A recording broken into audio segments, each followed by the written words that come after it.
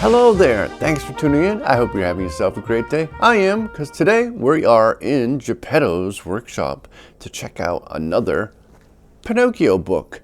This book is absolutely beautiful. It is by Pierre Lambert, and I've done some book previews of his work in the past. And today I thought I would reshoot this. I did it in the past, but it wasn't in 4K, so I wanted to redo it and try to get a little closer for you. And he has some absolutely beautiful Disney books. There are some more on the way, and when I have those, I will share them.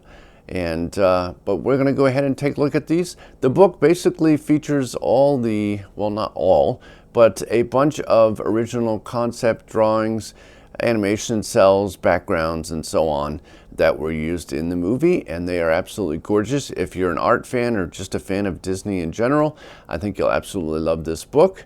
So let's go ahead and take a look. Alrighty, so here we go. As you can see, it says Pinocchio by Pierre Lambert, and it has an inlay of Pinocchio on the inside. I'm not sure how well that'll show up on camera, but there is an inlay of Pinocchio's face. And like all Pierre Lambert books, they are very highly detailed.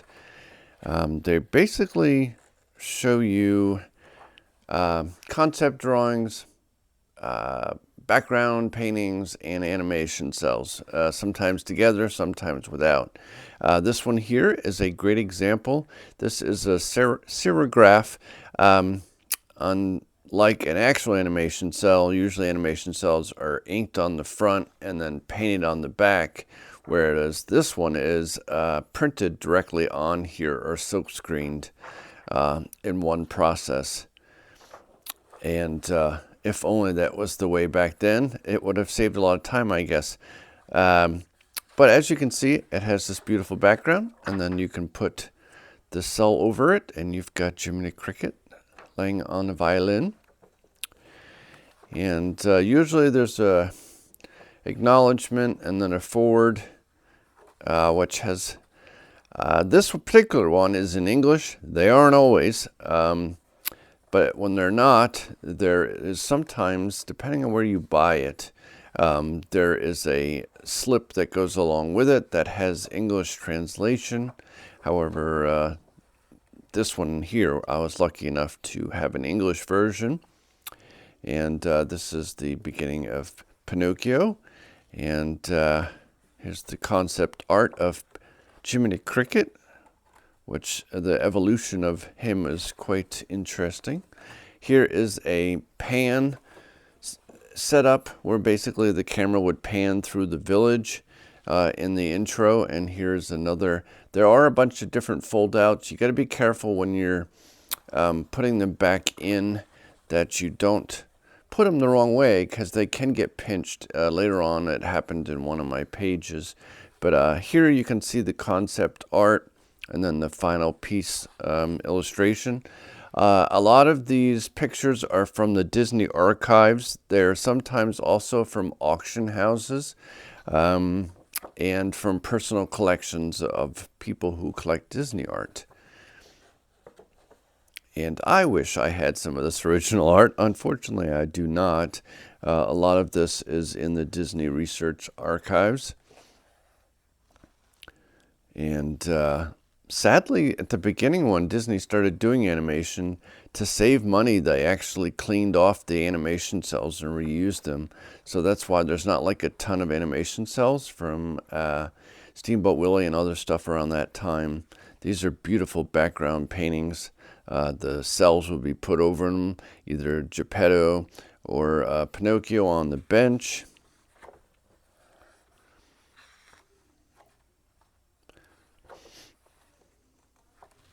Some of these clocks are very funny if you pay attention to them. This boy's getting his butt spanked, and this one's drunk, which definitely would not be in cartoons these days. Stuff was pretty wild back in the day. And there's Cleo, which is funny because our cat is named Cleo, but it's the the cat's name is Figaro in Pinocchio, but we did the opposite. But here is another example of beautiful pencil work, and then the final painting with a cell overlay. And same here, they would have done the background, and then the fish would have been done on a separate cell. Some other cute pictures here. And I will tell you what you'll hear probably shortly, unless I separated them enough. I had to reshoot this video. I did not have my microphone turned on. So that kind of sucked, but this is like the beginning. This is the Blue Fairy.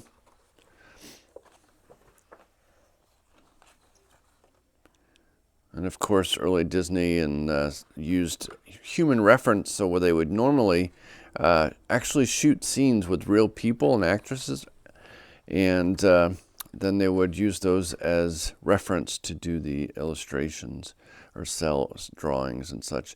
This artwork is so clean.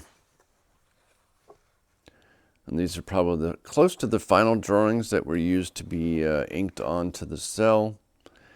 And it's really sad that there's no longer animation cells. Everything is done in computers. But if this book sits a while, unfortunately some pages have a heavy varnish on them. And if it's on a varnish on both sides, they stick. You may not hear it because, like I said, I already shot this video before I realized my microphone was not turned on very well. And you couldn't hear it hardly at all. Here is a really nice pan background. And like I said, you always got to be careful about putting those back in. But early when I opened this, there was a lot of crackling, which really kind of makes me scared to look at this book. I've tried to think of some ways, like this page right here, it's got a heavy varnish on it. I actually could see myself in the reflection. So you know that's a heavy, heavy gloss varnish.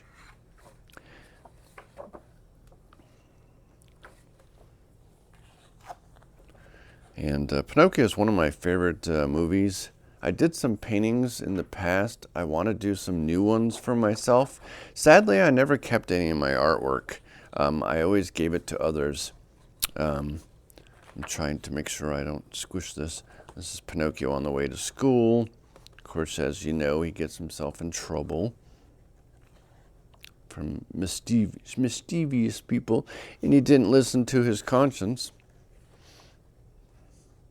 I love the overhead shot through the village, even little birdies sitting up there. But you may not end up hearing any of the pages, because like I said, I've already separated them. Another heavy varnished page. But luckily, I think they learned from their mistakes, and further books that are further on in the series don't have that issue as much or at all. These are beautiful drawings of Pinocchio. I do have some more Pierre Lambert books ordered. I thought I had most of them, but there is a new Cinderella one, and I believe I don't have Bambi, and I think Peter Pan is the other one I'm waiting on. I gotta check again because I'm not sure when they'll release. I don't know if they're waiting to ship all of them to me at once or what. But just this picture alone is so beautifully detailed for just a background image. And a lot of this stuff you barely see, you know, that long on screen. There's a beautiful picture. That is definitely not politically correct. Okay. Let's see here. I'm hoping I don't get any stuck pages. But just the clean artwork, I used to be able to do really clean artwork, but my hands aren't like they used to be, which is unfortunate. But I can still paint very well, so just not full time because it takes me forever due to my horrible vision, and I get pains in my hands and all that good stuff. But such is life. That's a nice, beautiful painting. Oh, see, you heard a little bit there. when I first opened this, these were really sticking. And unfortunately, the varnish gets removed in sections and is actually onto the other page. You can't really notice it when this page is completely flat, but on an angle you can see where some of the varnish was removed. I did consider putting wax paper between it, but I'm not sure if that wax paper may affect the page. I'll have to look into it and maybe ask the publisher, because it's a very unfortunate thing. It happens in several books. But just look at this pencil drawing, and then that final painting is absolutely gorgeous. Whoops. And then, where is this one? I feel a double page. Oh, nope, it wasn't. It was just stuck together. And there you go. That's really nice looking. On to Pleasure Island, which wasn't such a pleasure for Pinocchio because things go downhill from there. Here is Pleasure Island, and Disney actually attempted to make a Pleasure Island Downtown Disney, but that did not last long.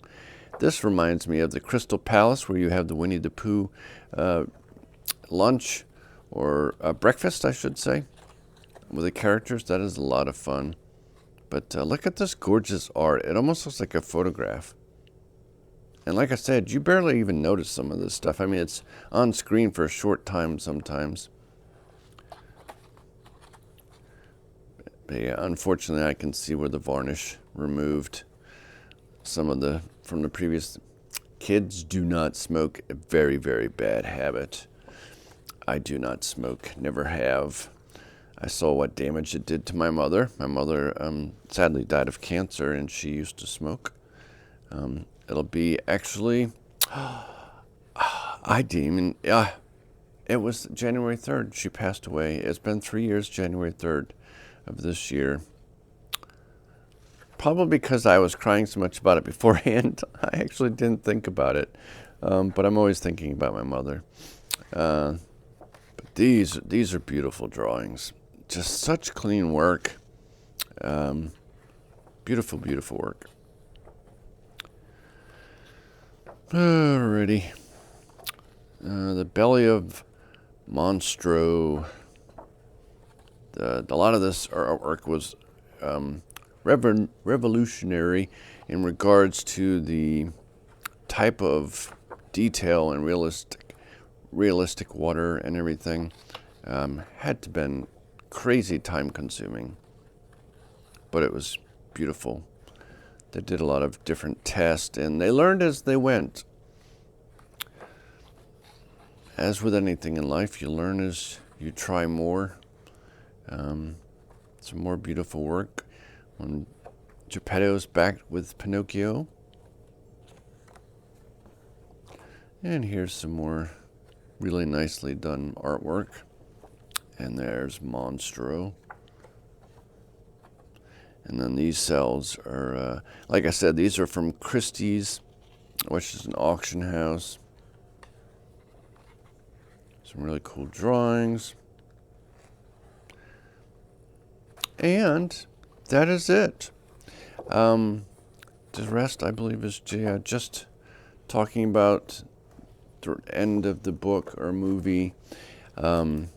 Absolutely gorgeous book. If you haven't already, make sure to check out my other book videos. I do have some more scheduled, so make sure you check those out when they're here. So please do subscribe and thumbs up that video. And yeah, like I said, I have a bunch of these already posted. I'll try to remember to leave some links for you, and then there will be some new ones. So like I said, subscribe, hit that bell, and then you'll know when I post some new ones. And these books are still available. There's actually a different version of this book that has additional stuff in it that they produced, but it was a limited edition. It's a thicker book, but it's very expensive. And some of these books go up to $1,000. The Sleeping Beauty one I have is no longer available, and when I did look it up, it's about $1,000 now. I did not pay that, but they do go up in value. They are gorgeous books and a great addition to any Disney collection. So I hope you enjoyed it, and make sure to check back for more. Alrighty, I hope you enjoyed this video as much as I did making it. I love looking at Disney things. And if you enjoyed seeing this book, please do let me know in the comments, and I'll make sure to do more. I plan to anyways, but I know there's so many different things. I have collectibles and books. Books are collectibles to me just because I have a lot, so that's a collection, I guess. And I have my own Disney library. Yeah, but unfortunately, because of the size of the books, it's very hard to display them. So I usually just have them in storage. And thank God I switched to putting them in plastic containers, because they used to be in cardboard boxes, and I got flooding in my house at one point, and that wouldn't have been good. So yeah, make sure you subscribe, thumbs up the video, and I'd like to wish you all a magical day, and I will catch you in the next video. Bye-bye.